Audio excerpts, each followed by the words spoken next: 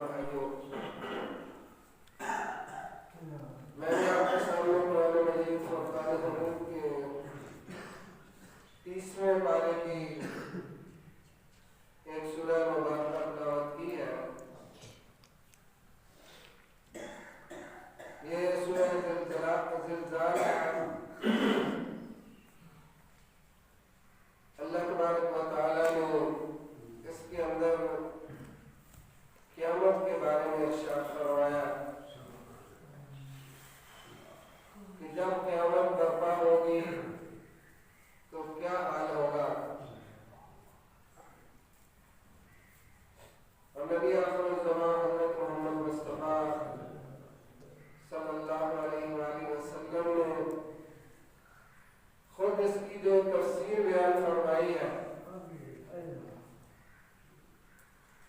حضرت ابو سعید خدری رضی اللہ تعالیٰ عنہ بیان فرماتے ہیں کہ نبی پاک صلی اللہ علیہ وآلہ وسلم نے یہ آیات کریمہ تلاوت کی اور اس کے بعد پوچھا کہ لوگوں،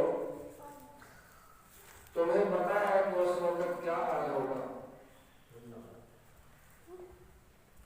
حضرت ابو سعید خدری رضی اللہ تعالیٰ عنہ بیان کرتے ہیں کہ ہم نے عرض کی آقا، اللہ اور اللہ کا رسول زیادہ جانتا ہے کہ اس وقت کیا حالات ہوں گے، کیا منظر ہوگا، کیا واقعات اس وقت پیش آئیں گے۔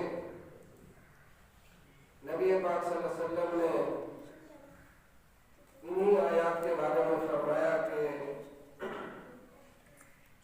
انسان اگر ان آیات کو پڑھ کر، ان کو سمجھ کر، ان پر غور و فکر کر کے ذرا اپنے حالات کو، اپنے گرد و پیش کو، اپنی خود ذات کو مد نظر رکھے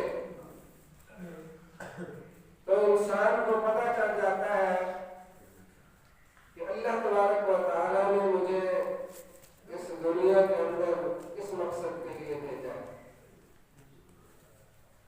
اور میں کیا کر رہا ہوں۔ جب وہ غور و فکر اور تدبر کرتا ہے تو اللہ تبارک و تعالیٰ اس پر عمل کرنے کی وجہ سے انسان کو وہ چیزیں درپیش آتی ہیں جو اللہ تبارک و تعالیٰ اور اس کے محبوب صلی اللہ علیہ وسلم نے اس دنیا کے اندر پیش کی ہے۔ اللہ نے حکم دیا اور نبی اقدس صلی اللہ علیہ وسلم نے اس عمل کو کر کے دکھایا۔ جب انسان قرآن پاک پر غور و فکر کرتا ہے تو انسان کو سمجھ آ جاتا ہے کہ قرآن مجھ سے کیا چاہتا ہے، اللہ کا احکام مجھ سے کیا چاہتا ہے، نبی کا عمل مجھ سے کیا چاہتا ہے، کہ جس طریقے پر میں زندگی گزار رہا ہوں یہ صحیح ہے یا محمد صلی اللہ علیہ وسلم کا طریقہ درست ہے۔ یہاں اللہ نے فرمایا کہ اذا زلزلت الارض زلزالہا، لوگوں جب زمین کو ہلایا جائے گا، زور سے ہلایا جانا۔ مفسرین نے لکھا ہے زلزال کا مطلب ہے کسی چیز کو جھنجھوڑنا، زور زور سے ہلانا، ایک دفعہ نہیں، اس کو بار بار جو ہے وہ ہلانا، اس کو زلزال کہا گیا ہے۔ زمین کے بارے میں ویسے تو ہر بندہ یہی سمجھتا ہے کہ یہ زمین میری ہے، یہ میری ہے، ہر بندہ، میں بھی کہتا ہوں آپ بھی کہتے ہیں۔ یہ زمین خود بندے سے کہتی ہے کہ نہ میں تیری ہوں نہ میں اس کی ہوں، میں تو اس پروردگار کی ہوں جس نے مجھے یہاں بچھایا ہے۔ اللہ رب العزت بار بار یہی انسان کو توجہ دلاتا ہے اپنی طرف کہ بندے ذرا تو میرا بندہ بن جا، میری طرح متوجہ ہو جا، یہ تیری نہیں ہے، یہ میری ہے، اس نے میرا حکم ماننا ہے، تیرا نہیں ماننا۔ اللہ تبارک و تعالیٰ نے زمین کے اندر اور زمین کے باہر میں جو بول رہا ہوں اور آپ سن رہے ہیں، یہ تمام چیزیں جو اللہ تبارک و تعالیٰ نے اس فضا کے اندر جو ہے وہ ریکارڈ ہو رہی ہیں. جو پرانے لوگ تھے وہ تو سمجھتے ہیں کہ یہ کیسے ہو سکتا ہے، یہ نہیں ہوگا. جو پہلے دنیا کے لوگ گزر چکے ہیں. لیکن آج اگر ہم دیکھیں جس دور کے اندر ہم گزر رہے ہیں، کوئی چیز ہم یہ نہیں کہہ سکتے کہ یہ ناممکن ہے، بلکہ وہ فضا کے اندر بندہ سانس لیتا ہے، آواز جب وہ موبائل سے کال کرتا ہے، یہی لہریں جو ہیں وہ یہی ہوائیں جو ہیں یہی اس کو ایک جگہ سے دوسری جگہ تک منتقل کرتی ہیں. یہی ریڈار، یہی جو ریڈیو، ٹیلی ویژن، یہ تمام چیزیں ہمیں بتاتی ہیں. اور جو مختلف سائنسی ایجادات ہیں ان پر مد نظر انسان کو غور و فکر اگر کرے گا تو آج کا انسان خود بخود سمجھ جاتا ہے کہ میں جو بول رہا ہوں یہ اگر میں یہ لاؤڈ اسپیکر کے بغیر بولوں تو آواز کم ہوگی، اس کو لگا کر بولوں تو آواز زیادہ ہوگی. یہ چیزیں انسان کو اس طرف متوجہ کرتی ہیں جو اللہ تبارک و تعالیٰ بندے سے چاہتا ہے. نبی اکرم صلی اللہ علیہ وسلم نے فرمایا کہ جو تم بولتے ہو، جو تم کرتے ہو، زمین ہر بندے کو یہ پکارتی ہے کہ ذرا مجھ سے بچ کے رہنا.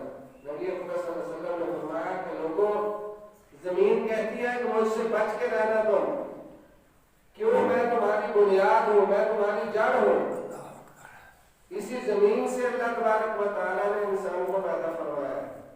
اس کی پہلی تخلیق جو ہے وہ اسی زمین سے ہے. یہ دوسرا سلسلہ تو بعد میں اللہ تبارک و تعالیٰ نے شروع کیا. عذاب وہی زمین والی ہے.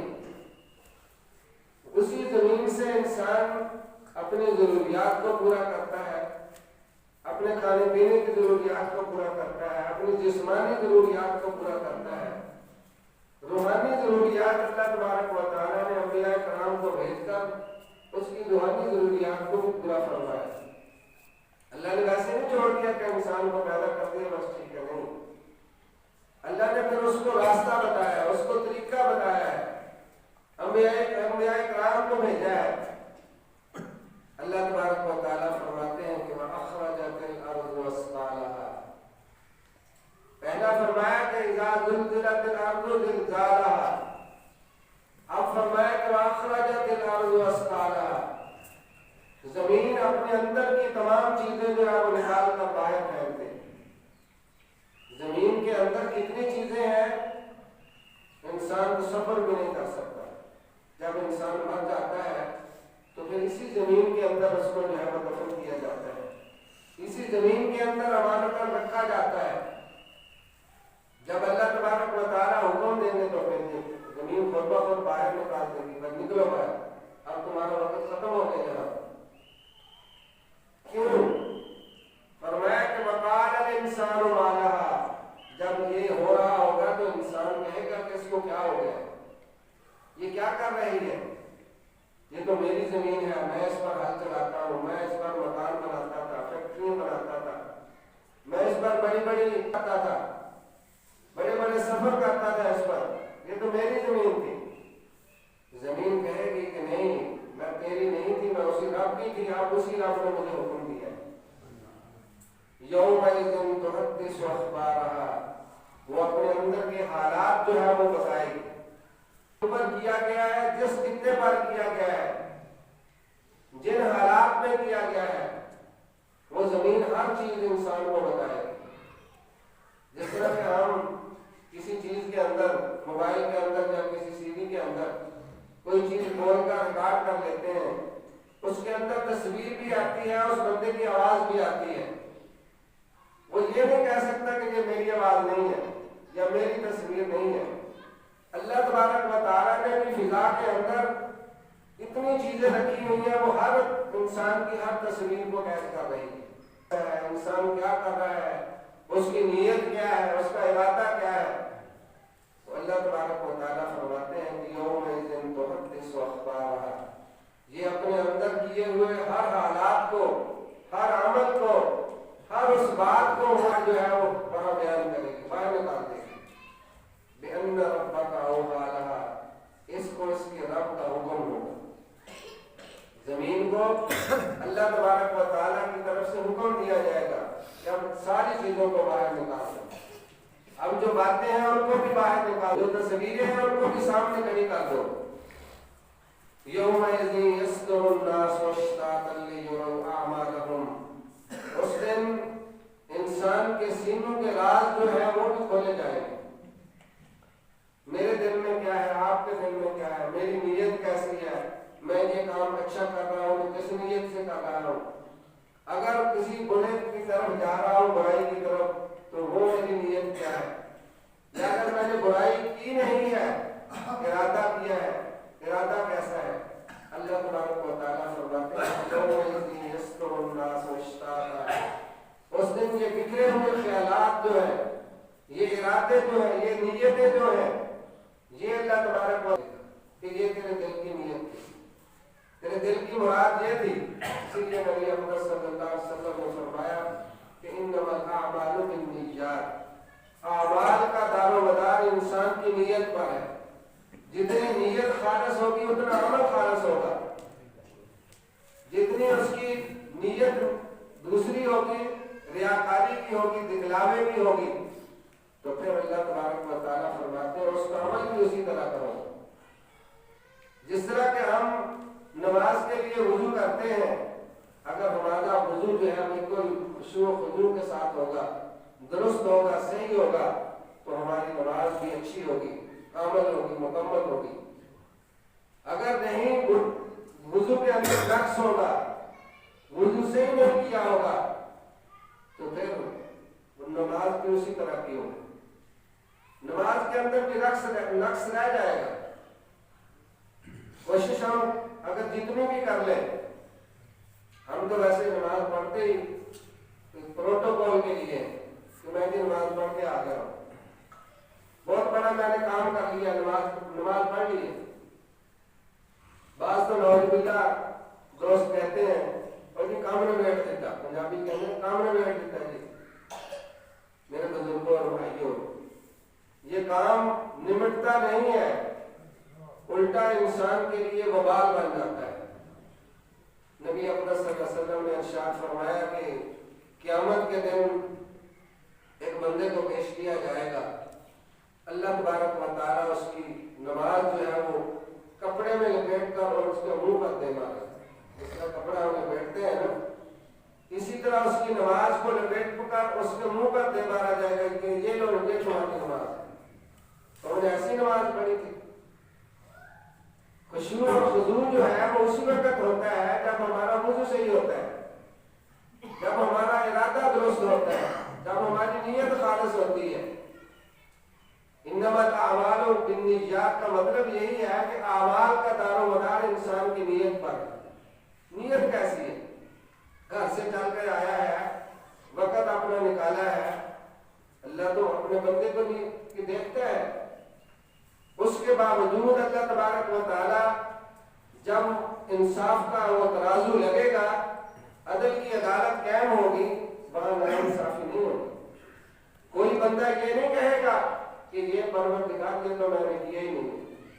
آج کل دنیا کی عدالتوں میں ایسا ہوتا ہے، جو گناہ گار ہے وہ رہائی پا جاتا ہے اور جو بے گناہ ہے وہ پھنس جاتا ہے۔